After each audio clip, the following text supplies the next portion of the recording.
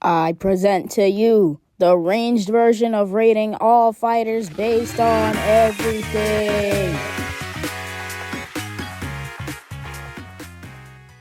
The topics I'll be covering are the exact same as before.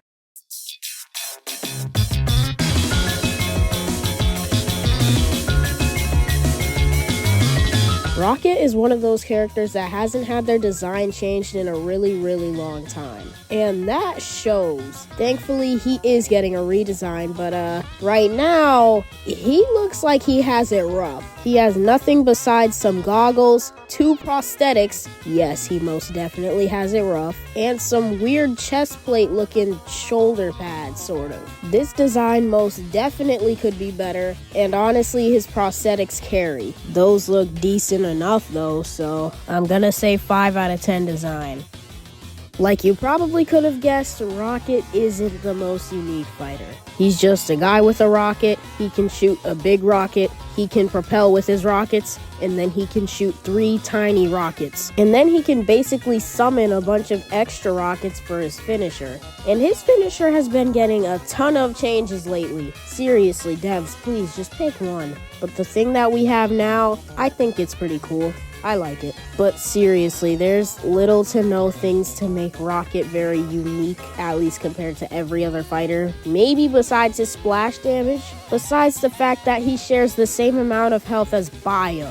Not total health, just health. I'm really unable to say anything good for this, so I'll say 3.5 out of 10 uniqueness. For Rocket's lore and personality, Zuka is his adoptive father, and Sword is his best friend. He met Sword because of Zuka's connection with Venom Shank. Other than that, he's apparently hyperactive, clingy, and hard-headed. He additionally was a former playgrounder until he left because of certain incidents that happened. Probably had something to do with him losing his limbs. And he doesn't like any playground fighter. Honestly, really good. It's just not that much is actually explained, so I'll say 6 out of 10.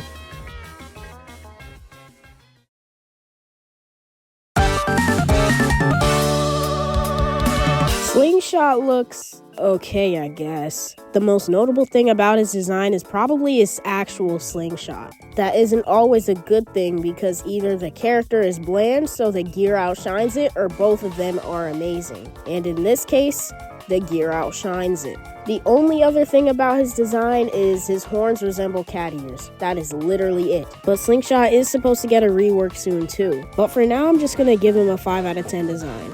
Slingshot is genuinely the most unique character when it comes to mobility though. His E is a dash, he has a double jump, and if you recast jump after your double jump, then you basically start airwalking. These moves are also just essential to his kit because without them, then he would die way too easily. Other than his mobility, he can also charge up his M1s, which not many characters can do. He's also the only one that can charge up his attacks and have them do more damage instead of just launching more things. Except for Skateboard, but nobody likes Skateboard. It's genuinely surprising how unique this character actually is, so I'm gonna give him a 7 out of 10 uniqueness.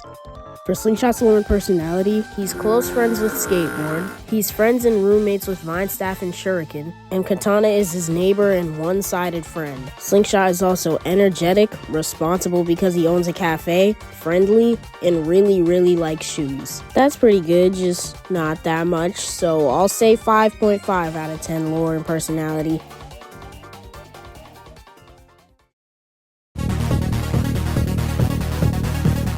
Hyperlaser is kinda in the same boat as Slingshot. His gun heavily outshines his body design. The only notable thing about his body design is his helmet, but that's just his helmet, so it's not even that pronounced. He is gonna be getting a redesign, but that won't help that much. The redesign is probably just gonna make his already existing features more complex. That obviously won't help him from being any less boring. 5.5 out of 10 design.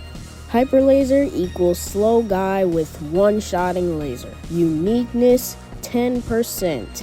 His uniqueness entirely comes from his E and wireframes. With his E, he can explode a small area around him, or if he holds it down, then he can teleport almost anywhere he wants. And I'm pretty sure he's the only character in the game who can give wireframe, so that is pretty cool. But other than those two things, that is literally it, nothing else. He just can barely move and has a one-shotting laser. 5 out of 10 uniqueness.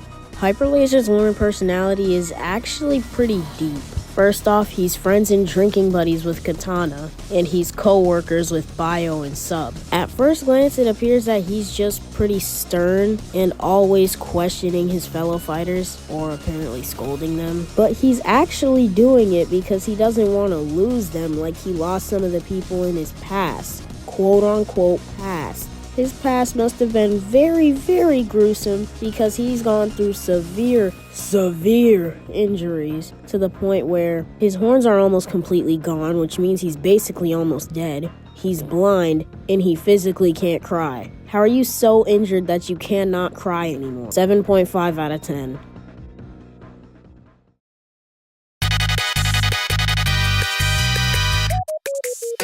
Finally, a design that I can't really talk bad about. In my opinion, Shuriken has the second best design out of every single ranged character in the game. You definitely know who the first one is. Although, I do have to say that a lot of his design, except for his tattoos, aren't that popping.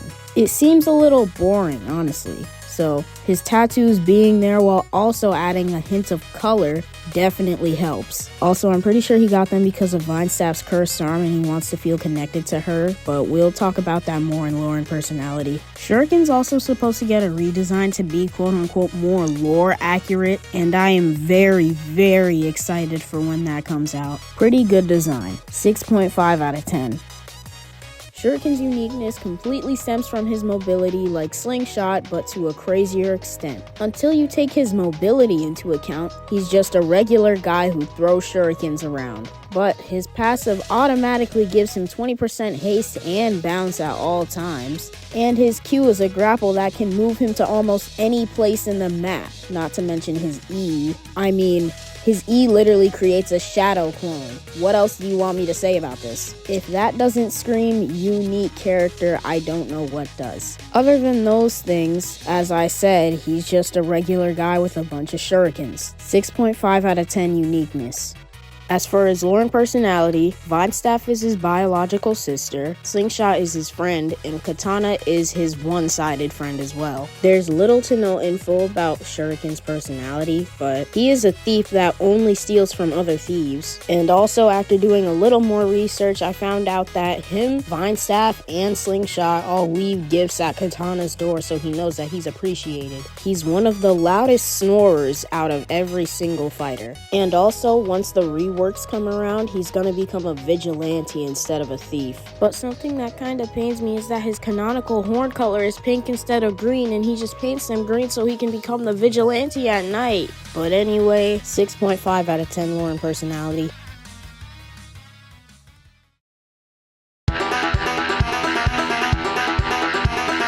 Despite how much I love Banhammer resulting in me hating Scythe, I can't be biased in this. This design is just beautiful.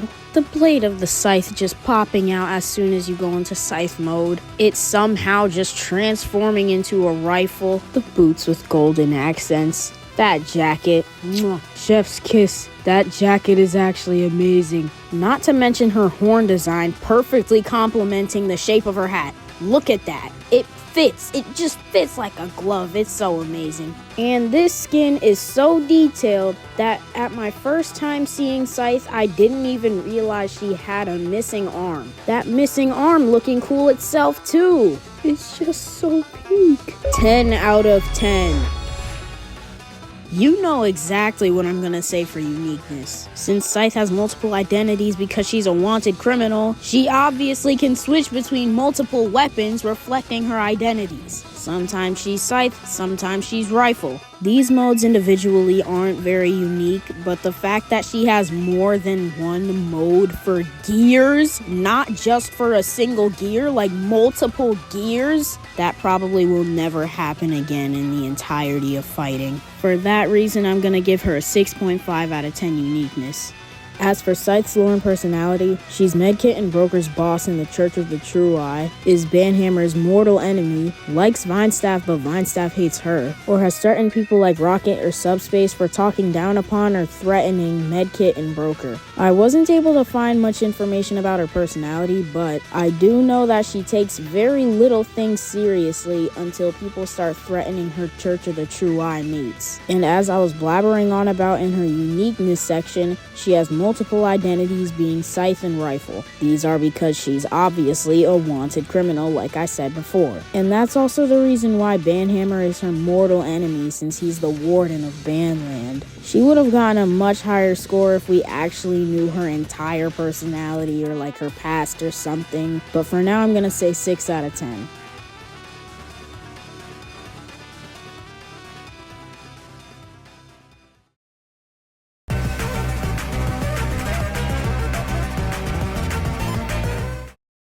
Making a video at 1:30 a.m. yet again. I am very tired. The supports version of this video comes out in 2025.